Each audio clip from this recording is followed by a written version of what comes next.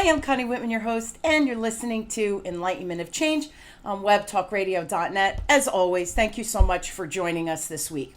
So as usual, my motivational quote is by Joy J. Golliver, and she says, "The meaning of life is to find your gift. The purpose of life is to give it away." So what is your life purpose that will fill you with joy and ultimate happiness? Now, if you have no idea, you're not alone. So how do we go from finding this purpose, our joy, and our path? I think the bigger question is, do we find it, or sometimes does it actually find us? And I know for me, it found me. Now, Inc. magazine published this really cool article a few years ago by Shelly Prevost, and there's 5 reasons why most people never discover their purpose. I'm going to give the 5 reasons real quick, and then an intro of my guest. So reason number 1, you live from the outside in, not the inside out. 2, you look for a career before you listen for a calling. 3, you hate silence. 4, you don't like the dark side of yourself. By Carl Jung, it's called our shadow self. Number 5, you devalue the unconscious minds, the emotions, intuitions, and sensitivity. Now, during the next half hour, my guest, G. Brian Benson, and I, we're going to break this topic down for you. And Brian's going to share his story and experience to finding his purpose. And we're going to discuss his new book. It's called Habits for Success, Inspired Ideas to Help You Soar, which is an Amazon bestseller also. Now, some just fun, quick facts about Brian. He's award-winning, #1 best-selling self-improvement and children's book author, actor, filmmaker, coach, and of course a TEDx speaker. As a 4-time Ironman triathlete and cross-country bicyclist, Brian knows the value of hard work and never giving up on his dream. A message he shares with audiences throughout his various creative expressions. So with that, please help me welcome Brian to the show. So Brian, thanks so much for being on. Thank you, Connie. It's my pleasure. Yeah, so your background is very cool, very interesting. Can't wait to dive in and talk about that background. And I just want everybody to understand, Brian, because a lot of times when we talk about this subject, finding your purpose and all of that, and people look at like you or I and they think, well, they're extroverts. You know, it's easy for them to go out and conquer the world. And right before the show, you said something interesting to me. You said, kind of an introvert. So I want people to see, even though you're at the heart of who you are, you're an introvert, how your expression and your vibe is just one, I think, that comes across as an extrovert. So again, it's possible to change, correct? Yes. I don't know if change is the right way to say it. I think the more self-aware we become, I think then we can just learn to work around or work with who we really are. Now, when I said we were talking about traffic and going to a 4th of July event earlier, and I said, I don't really like big crowds and getting stuck in traffic and all that kind of stuff, because I really am an introvert by nature, and I'm an outgoing person, but yet I can only do it for little bits of time, and then I need to go refill my cup. So I don't know if I've changed. It's just that I've really learned to understand who I am, and since I now know what makes me tick, then I'm able to kind of work with it and give myself the time that I need when I need to refill my cup, if that makes sense. It does. And that goes back to that article. One of them was that to be silent, to just kind of be with yourself. And I think so many people are afraid to do that.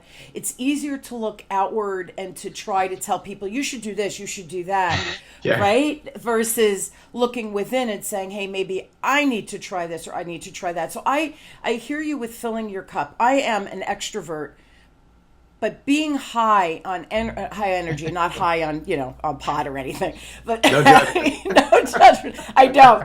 But having this really high energy all the time, I need to refill my cup as well. So I totally get that comment, and I think people listening also understand that. So let's dive in with some questions. So first, what got you started on your journey of the writing and creating all of the very cool media, positive media you have out there, which everybody should check out, by the way? Thank you. It was accidental. I honestly did not think I would or know that I would be doing anything that I'm doing. I was running my family business, which was a golf center in Salem, Oregon.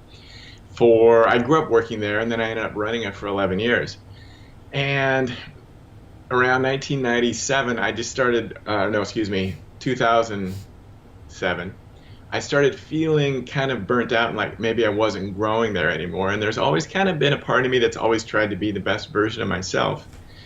And so I had a chat with my dad and said, I think I'm done. And luckily, I would have done it either way, but luckily he was supportive. But I ended up having to stay an extra year because we decided to sell it. So we had to list it and go through that whole process. And that last year was tough for me for a variety of reasons. One, I picked up a staph infection in my knee unexpectedly, and they didn't know what it was initially, and it got mistreated, and blah, blah, blah, and I'm having to have surgery and what have you. But on top of that, I was just ready to hit the road and see what was next for me because I really was stepping out into the unknown. But it was a blessing in disguise because one day I was just feeling kind of sorry for myself and feeling out of balance. So I sat down and I said, all right, write down 5 things that you can think of right now that will help you stay in balance during this period until you get healthy, until you figure out, what your next step is. So I did that. And I would just refer to my list every once in a while when I was feeling kind of down, and my intuition just started saying, hey, why don't you expand the list and write a book on a whole bunch of different ways to stay in life balance? And so it just kind of poured through me. I'd never really written anything before, but I put it together in about 6 weeks, and I self-published it, and at the very tail end of being at the job. And then I self-published it, and I didn't really sell very many copies initially because, number one, I didn't know how to market a book 10 years ago. I'm still working on that. But, yeah, and also I was afraid to speak in front of people. So the book ended up winning a couple of awards, which really shocked me. But I realized if I wanted to share its message, I needed to start stepping out of my comfort zone. So, to try to make a long story short, I did some community college speech classes. I did Toastmasters for a little while. I hired someone to co-host an internet radio show with me.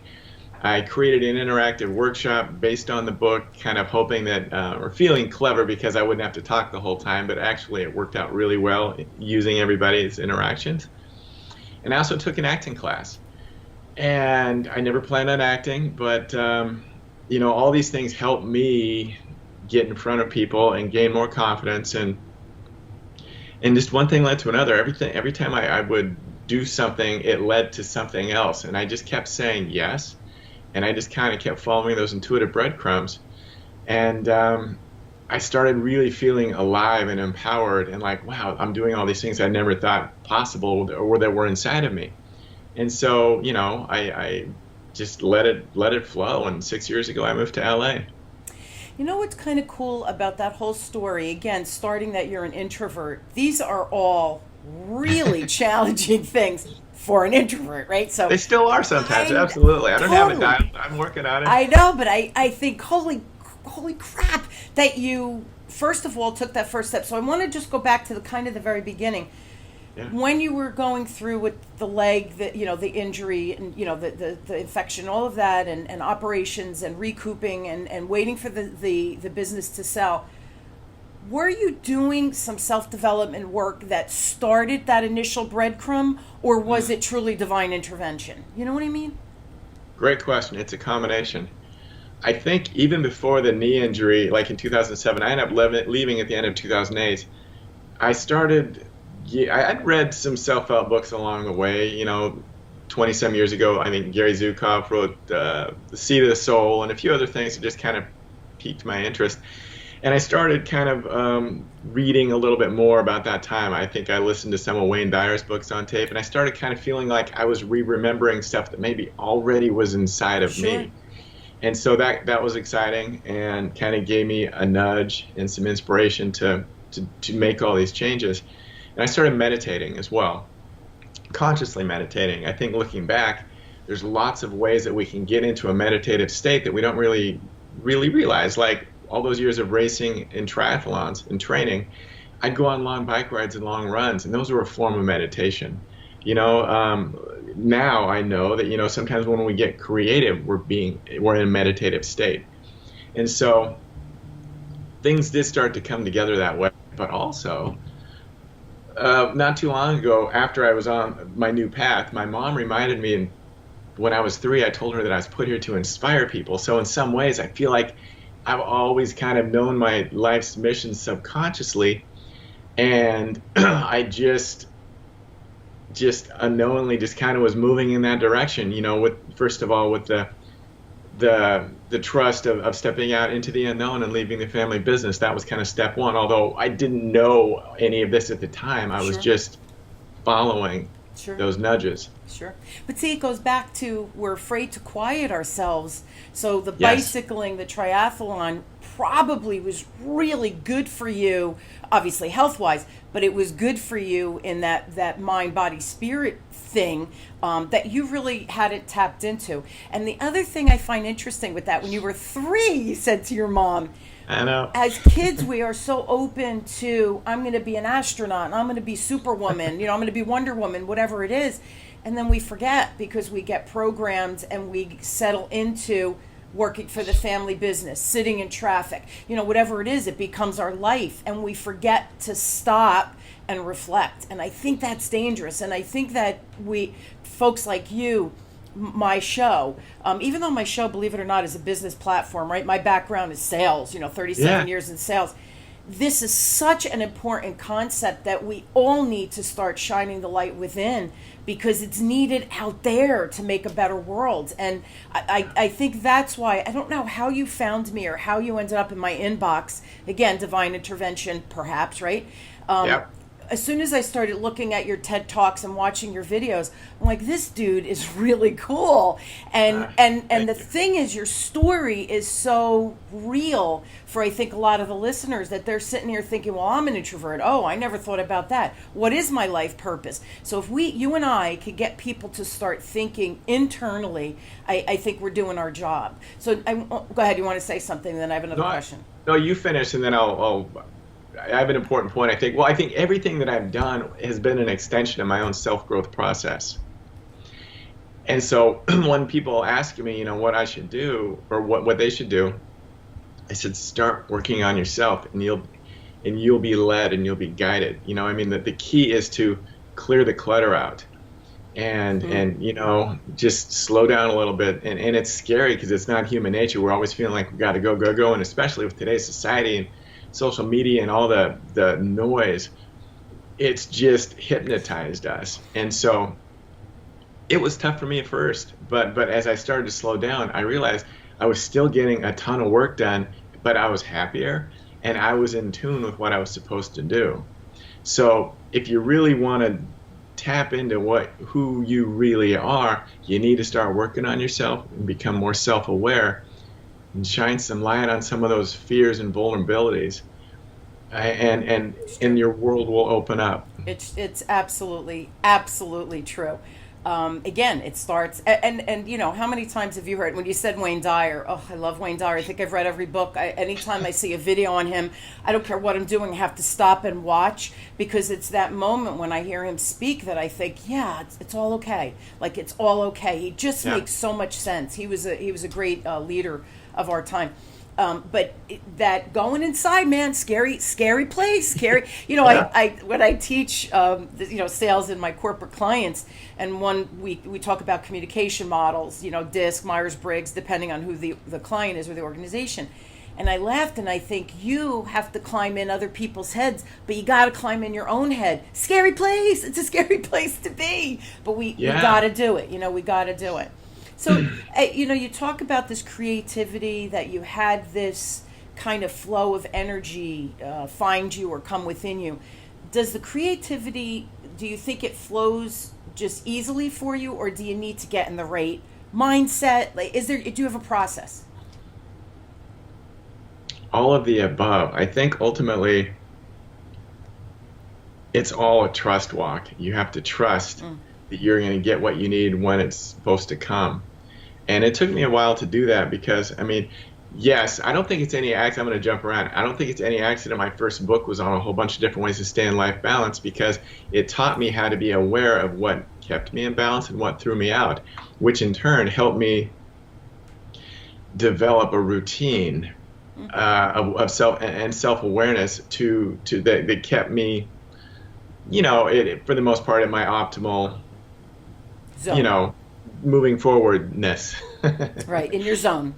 In my zone. But there's a part of me that's very driven too inside of me, and I've always had a feeling where this is all headed, and so sometimes I would jump ahead of myself, and I would never go to the past. It would always be the future, and I would set my expectations up, and whenever I release something, is this the thing that's going to spring me? And it would just lead to a lot of depression and disappointment because what I did release, whether it was a book or a short film, did fine in certain ways. It's a process, and I wasn't ready, even though I thought I was, to have happen what I wanted to have happen. I needed to continue to solidify my foundation. Absolutely. And continue to learn and grow so that when I did get to some of those levels that I aspire to, that I'm really ready to really step into it and be grounded and confident and have the experiences that we all go through to really truly be able to help other people. And I've gone through pretty much anything you can think of, personally with my family in different ways and stuff. But it's you got to give yourself permission to just be on the journey. And it's so cliche, but it really is. I wasn't enjoying my journey for the first probably 5 or 6 years of this experience, even though like I'm doing all these amazing things. And because I put too much pressure on myself and I wasn't patting myself on the back and celebrating my wins. It's interesting. My husband's Canadian, and we have family up in Canada, and we get together infrequently, but when we do, it's really great, right? So the one young man, he's probably, Matt's got to be late 20s now. He might even be 30. God, time flies. But he was young, and we have a shore house, and they came down and spent the week with us. And he and I and my husband, we were up to like 3 or 4 o'clock in the morning. I don't stay up that late. But he was, I'm old, right? So, but he was so interested in, why'd you do it that way? How come you did that? And he kept telling me, but I want to be, and in the future. And I kept saying, dude, be now, be here. Stop worrying about the end result. Concentrate on the journey. Every step you take helps you grow. And then when you look back, you'll be like, that had to happen for that to happen, for that to happen. Stop looking at the end result. But I think, and you said it, you did it. We're constantly, well, why didn't that happen that way? And this should have happened this way. We're control freaks, and we need to stop, because the path, our destiny, again, it finds us. But you have to be willing to be on the journey and succumb to the flow, to that energy, without trying. And listen, Brian, I'm telling you, I'm a control freak. Do you know how hard that is? It's like, what do you want me to chill? Like, what does that mean? I agree with you. I mean, I think I'm a nice balance of everything. But yeah, there's been times where I've tried to control things too much, and we just have to take a half a step back and trust that we're still going to be able to move forward, even when we don't feel like we're being proactive. Sure. You know what I mean? Yeah. But things are moving on our behalf, even when we don't feel like they are, or think they are. And it really, it's not easy. I mean, I've had to work on it, and I know you have, and a lot of people do. But it's just you have to trust in the process. And you have to put the work in. Everybody wants that quick fix in our society. You said, like, I was unhappy for 5 or 6 years, and you were having all of these wonderful successes, but you weren't happy inside because you were, what about that? And what about that? And that didn't happen. And why didn't this happen? So again, stop the insanity.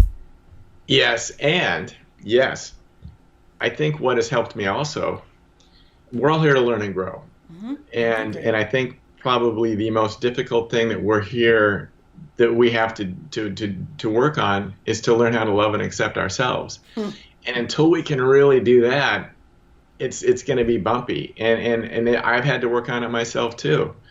But I've realized, especially the last couple of years, is I continually accept and love myself with who I am and what I have to work with. the weight comes off and everything falls into place, and I'm not wasting a lot of energy on trying to be someone I'm not, and I'm not wasting a lot of energy on trying and making mistakes and running into roadblocks trying to fill the voids of happiness outside of myself. And so that in and of itself has really helped me just trust even more and relax even more. And I want everybody to understand. So you've done, Toastmasters, and as an introvert, getting up and speaking and creating. And I love how you said, so I created this program, and they'd have to be doing the exercises, so I didn't have to talk so much. And what really ends up happening is they have more questions and there's more engagement, which is probably good for you, right? It forced you to just go with the flow. Plus, I taught a very valuable lesson. I learned that I could get what I needed to say in those situations, whereas before I felt like I had to memorize something and regurgitate it, which I hate to do now. I'd rather just trust the energy of the room and take a question and just let it come through me. Absolutely. Absolutely. So, See, but you learned it. You had to learn that, right? I did. So now, do you find that all of these events that you've just shared with us, which is kind of cool, we talked about a lot already, stepping out of your comfort zone. How uncomfortable, and I think I know you were uncomfortable, but even I think a better word is, how vulnerable did you feel? Pretty vulnerable. It's interesting. I think it was a blend, because there's part of me that's feeling like I know I'm supposed to do this, even though it's scary, but I'm excited. So I was kind of knew that I was on the right track if I was a little bit afraid of something, but also excited. So I just, like my TEDx, that fell into my lap. Someone I met briefly called me up, said they were putting a thing on. I said, would you like to do this? And I'd never even thought about doing one. I just gulped and said yes. And so I had 3 months, but I lost my train of thought. The vulnerability. Were you vulnerable? Yeah.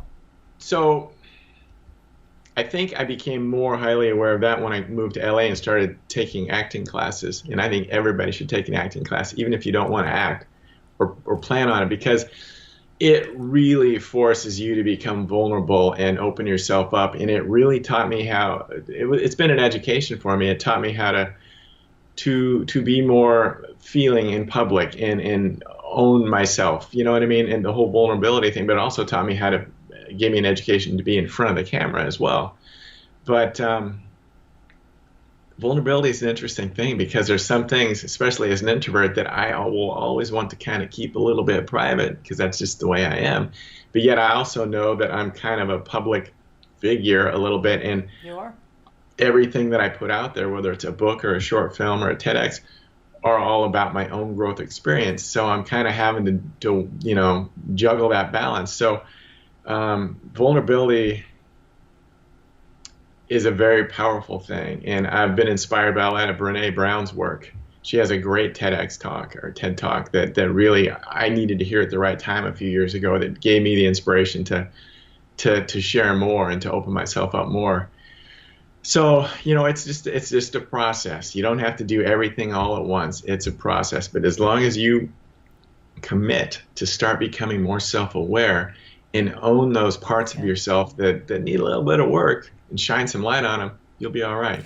Yeah, and I think vulnerability is a must. If you don't allow yourself to be vulnerable, like when you were up the first class that you taught, the first workshop, if you don't allow yourself to be vulnerable, you're not being you, and you're really, I know we use that word authentic, but we're not being authentic, because when you're scared and you verbally say, you know what, I'm crapping my pants right now, I've never done this, guys, like, help me out. But I think people step up when we say, I've never done this, can you help me? People are like, yeah, you're great, and people rally instead of attacking us. I think when we show that vulnerable side, people get it and they're humbled by it, and they rally to support you even more, right? I don't know. Absolutely, especially those first couple of workshops I did. It was scary, and I was being vulnerable, but yet it was like it was a perfect thing, because it was interactive, and we discussed some of their answers, and so we were being vulnerable together. Sure. And it gave us both strength to step into that.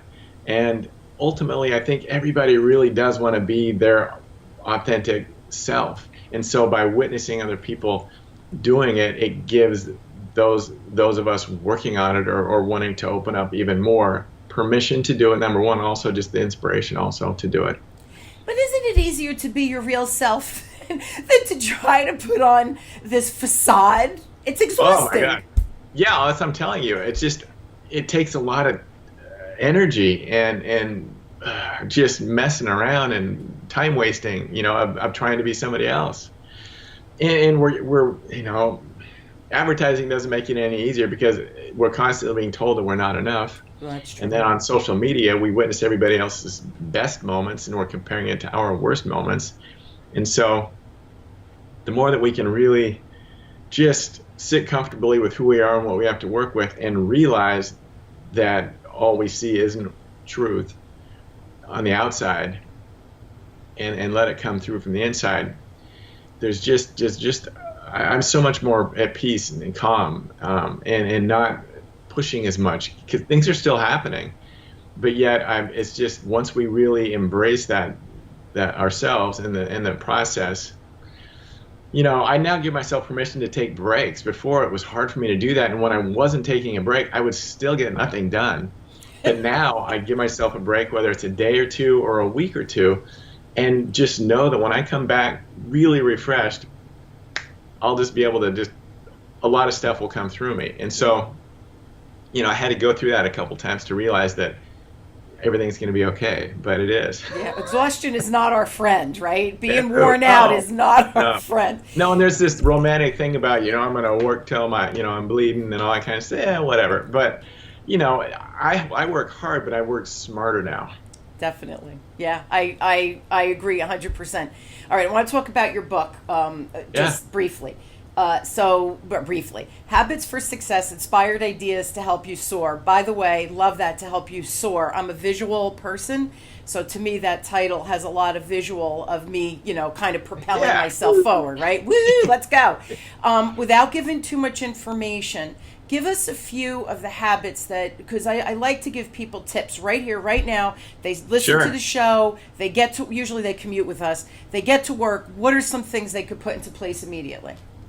Well, some of the things we've already kind of talked about, balance. If you can really kind of become more self-aware and find out the things that throw you out of balance and find some things that keep you in balance, implement them. It will make a huge difference in your life. Stepping out of your comfort zone, boldly saying yes. Those are a few things that I did that were very important to me. Trusting and listening to your intuition. I think that is almost number one because it's whatever you're, if you're religious or spiritual, what have you, it's God, the universe, spirit, whatever, kind of giving us our fulfilling true game plan. And you can't go wrong. Getting creative, I think, is really, really important for a variety of reasons. I didn't realize I had all these creative abilities inside of me, but they bring me so much happiness, and they also slow me down. They help me tune into my intuition. They just, I don't think there's probably any time in my life that I'm probably more happy than when I'm in the creative process. Yeah, because it's you, your greatest self coming through. But I think you feel that way also, Brian, because you want to help others. At 3 years old, hey mom, I'm going to inspire the world. Come on, dude, right? Like that, that was obviously your purpose in life. You forgot it for a while, right? And then it found you, or it made its way back into your life. Yeah. But that creativity, is it that where you feel like you're the most inspired to inspire others to create that change they're looking for? Yeah, I think it's that. I think it's just when we are being creative, we're connecting to source, whatever you want to, whatever your vision or version of source is. You're absolutely right. But that's and I also know that, I can't wait to share it, and hope that it helps somebody else. But looking back when I was doing a lot of the different things, I was feeling like I was doing good work for other people, but it's so embarrassing now. But all that stuff was for me first and foremost. Which is good. Absolutely. Because if it works for you, it'll work for others. We forget that. So you were the test subject. I was a test subject. I've done the work. Yes. Yeah, Absolutely. and that's why I think that you share it so well, and you have a couple of videos out as well, which I highly recommend everybody checking it out. I want to give you Brian's website. It's gbrianbenson.com, correct? The book, I will post the book and Brian's email also on the Web Talk Radio Enlightenment of Change platform, just so you guys could find him easy peasy. But go to his website. You have The Guitar Man. Right, that's the one. Was that your first film that That you was did? the very first one, yeah. The Guitar Man. It's you playing the guitar, Yeah, right? I was a closet guitarist, and so really that was a really neat experience. Yeah, and you talked to people on the street. You were like a street player. We used real people that we met on the Yeah. streets of Reno, Nevada at night. It was so funny when you came across my inbox again, and I clicked. I don't know why, but it went to that first Guitar Man, and this was my initial reaction, Brian. I'm like, what the heck did I click on? Who is this dude? And then I was like, but see, here's the cool thing. Then I was like, I got to know more. And then I went to your website. Then the TED Talk was also one of the links. I'm like, let me hear what he sounds like, actually speaking and not just sitting there playing guitar in the street. And then, so it was an interesting find, me getting to know you before I even reached out and said, hey, would you like to be on the show? So again, I highly recommend going, looking at the videos. Definitely go and buy the book. And guys, I'm sorry, we all need help. And I hope that Brian's message today just gives you that inspiration to say, maybe I do need to look within myself and figure out what the heck's there, right? Yeah, I'm really proud how the book turned out, because basically it's just a culmination of the last 10 years of my life of being in the observer's perch of my own self-growth experience. And, there's 48 chapters, so there's a lot of things that have helped me, and I tried to write it in an entertaining and an inspiring and thought-provoking way. And so it's not a boring self-help book. No. Brian, there's nothing boring about you, dude. Thank you. It was funny when we started. I said, Brian, have people told you you're a cool guy?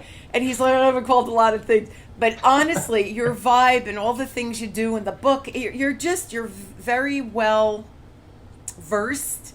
And I think you deliver your message in different modalities. Music, right, is one. Written is another. Your TED Talks another. Your workshops another.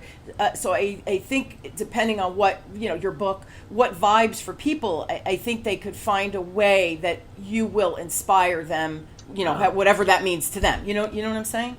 Thank you. No, I appreciate that. And I never really thought about it like that, but I'm just trying to, I just put on paper whatever is coming through me. I feel like I'm just a conduit, and I just want to have fun. That's my real goal now, is just to continue to create, but just have fun while I'm doing it instead of worrying about where it's headed or how it does. Yeah, because the results come when you don't think about it. That's the true reality. So again, gbrianbenson.com, check him out.